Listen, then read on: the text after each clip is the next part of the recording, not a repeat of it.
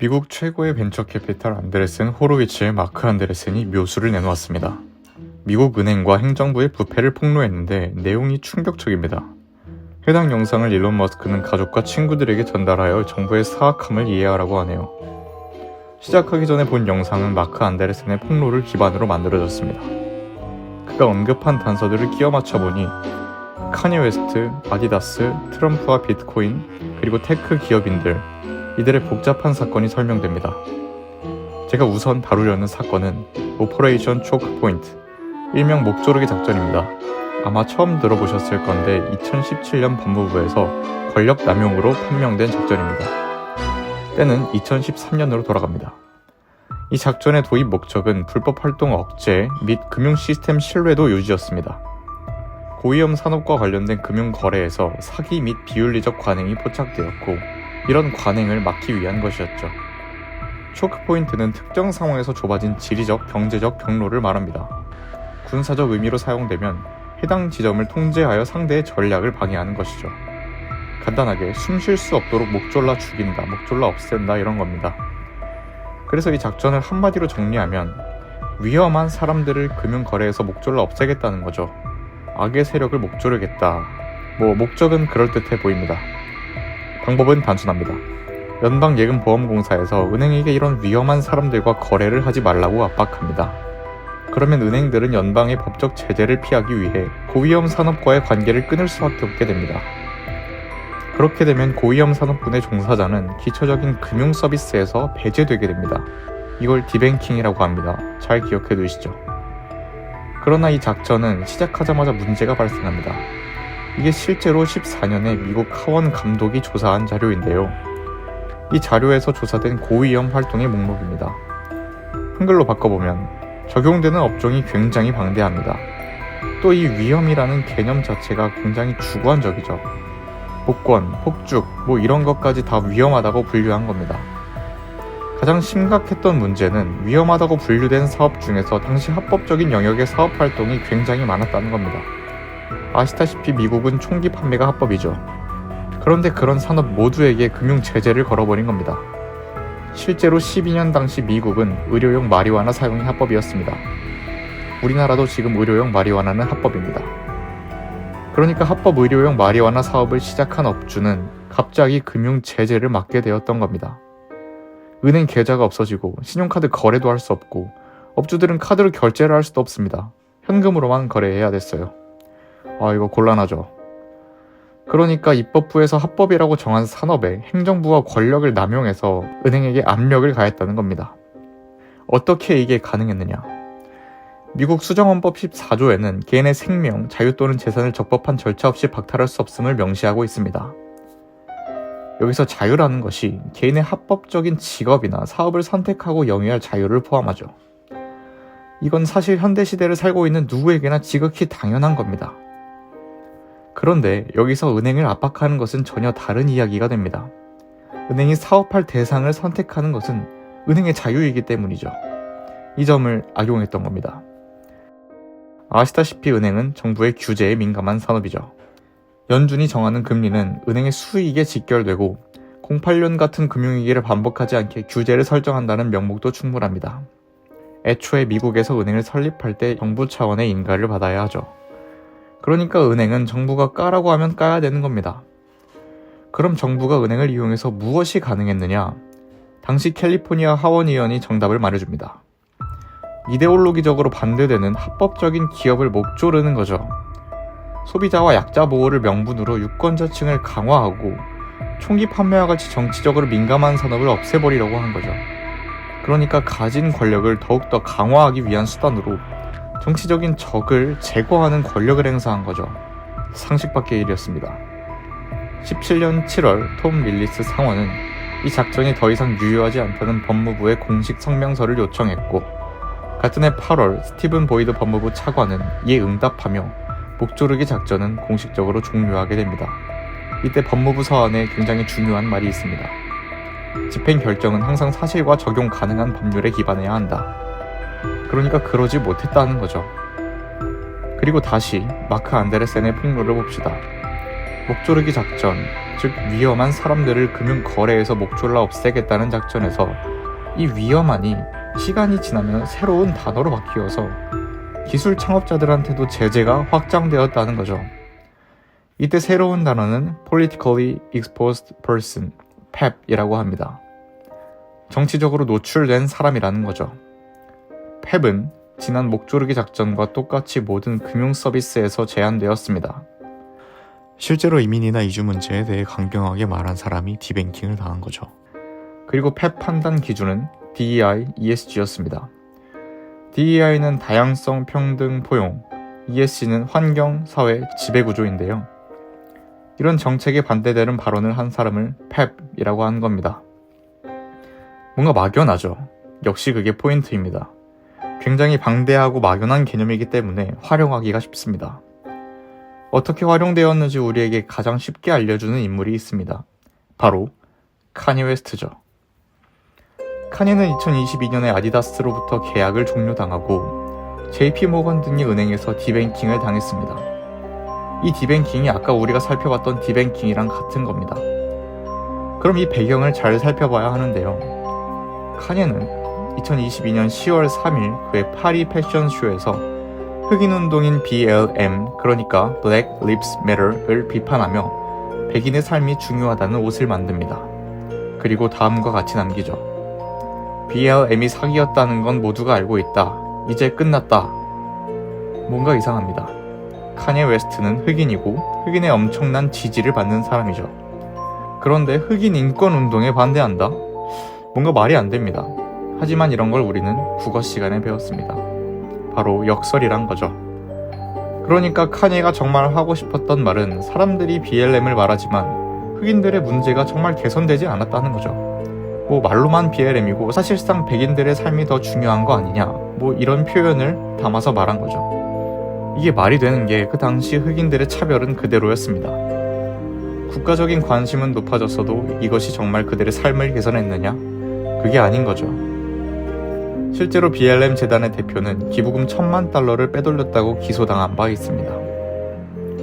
그러니까 카니는 BLM이라는 DEI를 명분으로 기득권자들이 사기를 치고 있다고 말한 거죠.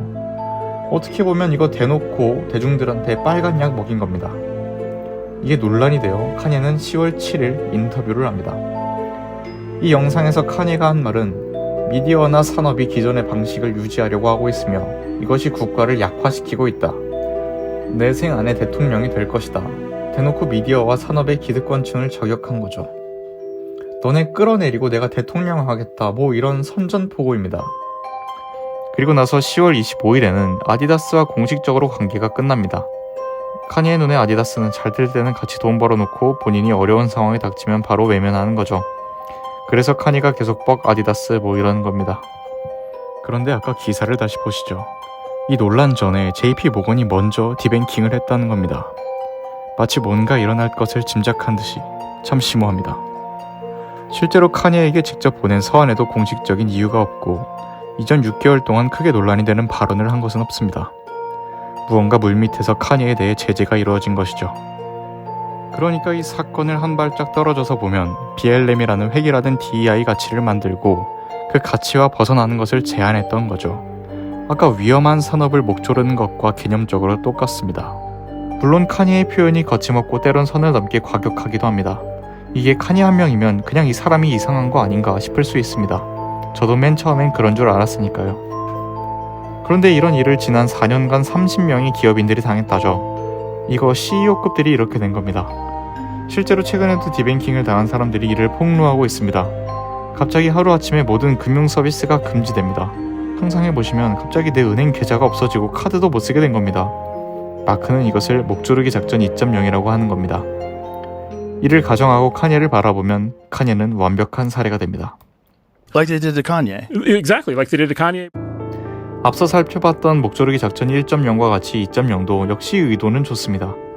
이번에는 다양성, 환경, 지배구조 등의 사회를 만들겠다는 명목이죠. ESG라는 단어는 우리에게도 친숙해서 아마 들어보셨을 가능성이 높습니다. 그런데 문제는 여기서 생겨납니다. DEI, ESG를 지지하는 사람들 중에는 아무도 디뱅킹을 당하지 않았다는 거죠. 어떠한 개념을 강요하는 것과 다를 게 없습니다. 다양성을 원하는 사람이 목소리를 낸다면 다양성을 원하지 않는 사람도 목소리를 낼 수 있습니다. 이건 굉장히 상식적이고 헌법에 보장된 표현의 자유입니다. 그리고 만약 국민 대다수가 다양성을 원한다면 적법적인 절차를 통해 법을 개정하면 됩니다. 그런데 이건 앞서 살펴봤듯이 법의 사각지대를 이용해서 개인과 산업을 억압하는 것입니다. 그래서 이를 조사하기 시작했으니 결과를 차분히 지켜보시면 되겠습니다. 한편 이게 얼마나 심각했는지 한국인인 우리도 느낄 수 있는 게 있습니다. 바로 콘텐츠입니다. 이건 글로벌리 소비되기 때문이죠. 예를 들어 영화는 잘 만드는 게 중요합니다. 그런데 영화 대충 만들어 놓고 다양성 대단하다고 서로 박수치는 거죠. 이런 거 보고 칸옐은 너네 사기치지 말라고 한 거죠. 콘텐츠의 본질을 훼손하고 이데올로기를 강요하는 겁니다. 인어공주나 백설공주 같은 망작이 탄생한 배경이겠죠. 원래 다양성은 그런 게 아닙니다. 다양한 관점에서 문제를 바라보게 하는 사고의 다양성이 혁신적인 해결책을 만드는 것입니다. 짱구 극장판을 생각해보면 간단합니다. 동성애, 다인종 이런 거 굉장히 많이 나오는데 불편해하는 사람은 아무도 없고 오히려 다들 새롭다면 좋아합니다. 이런 게 사고의 다양성으로 콘텐츠의 퀄리티가 좋아진 사례인 거죠. 이념을 과도하게 들이밀면서 본질을 흐리게 되고 결과적으로 문화가 퇴보된 거라고 할 수밖에 없습니다. 우리는 그런 디즈니의 영화를 더 이상 좋아하지 않기 때문이죠.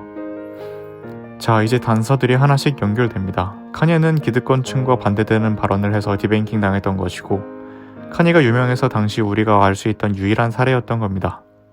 목조르기 작전은 22년에도 현재 진행 중이었습니다. 그리고 우리는 그 악영향을 콘텐츠에서 느낄 수 있었던 것이죠. 그러면 아직 의문점이 하나 있습니다. 왜 하필 암호화폐였을까요? 왜 그들은 암호화폐를 막으려고 했을까요? 암호화폐는 일반적으로 탈중앙화된 시스템입니다. 거래가 개인 간에 직접 이뤄진다는 거죠. 은행과 같은 중개자가 필요 없어지는 겁니다. 은행의 가장 큰 수익원인 예대마진은 사이클에 따라 다르지만 일반적으로 70% 이상을 차지합니다.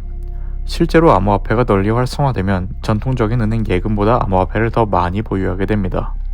그런데 이건 은행 입장에서 예금 기반이 축소되는 거죠. 그러면 은행이 대출을 위해 사용할 자금도 줄어들죠. 대형 은행들 입장에서는 암호화폐가 기존의 체계를 무너뜨릴 수 있는 위협인 겁니다. 여기서 마크 안데르센이 정답을 말합니다. 그들이 암호화폐를 막는 이유는 대형 은행들을 보호하려고 하기 때문이다.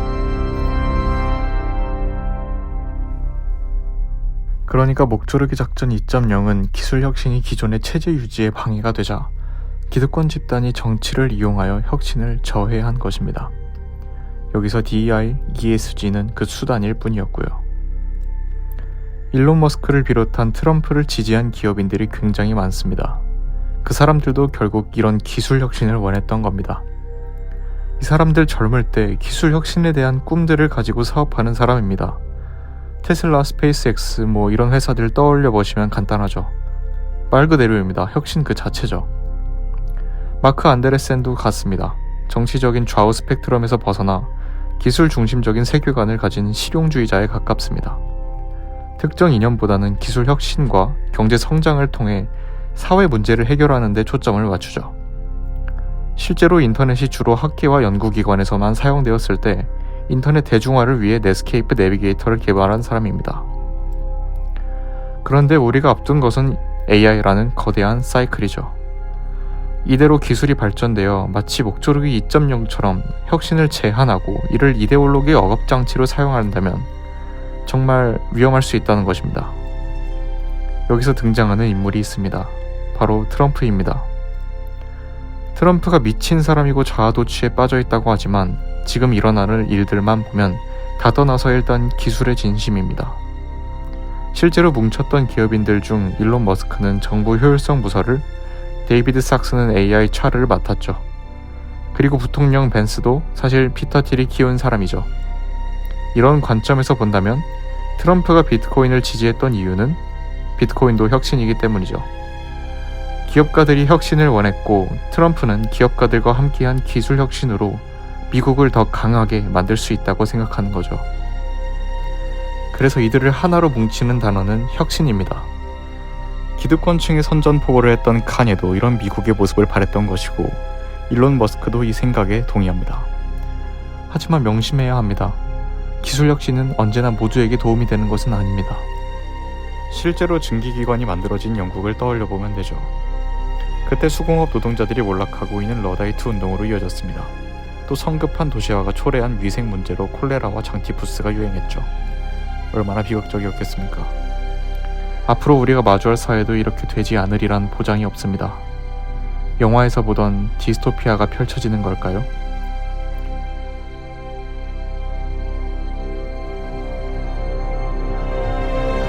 그래서 우리는 지금 이 세상을 똑바로 직면해야 합니다. 우리가 어디로 향하고 있으며 지금 우리는 어떤 행동을 해야 할지 진지하게 고민해봐야 한다는 것입니다. 트럼프의 24년 대선 승리의 의미는 기술 발전의 봉인 해제입니다. 안 그래도 빠른 AI 기술에 미국이라는 국가가 두 팔 걷고 나서는 것입니다. 그래서 기존의 관습은 많이 무너지게 될 것입니다. 기술로 인한 실업은 기정사실이며 아주 많은 혼란이 찾아올 가능성이 커졌습니다. 하지만 인류는 그렇게 쉽게 패배하지 않습니다. 한국도 그렇게 쉽게 망하는 국가가 아닙니다. 이런 혼란과 위기를 잘 알고 대응할 때 비로소 위기는 큰 기회가 됩니다. 그래서 저는 기업인들의 묘수를 전하기 위해 이 채널을 만들었습니다. 인류 역사상 AI라는 가장 위험한 위기를 직면했습니다. 무엇보다 기술 발전에 대해 있는 그대로 아는 것이 가장 중요한 시기입니다. 우리의 생각과 우리의 행동이 유토피아와 디스토피아를 결정하게 됩니다.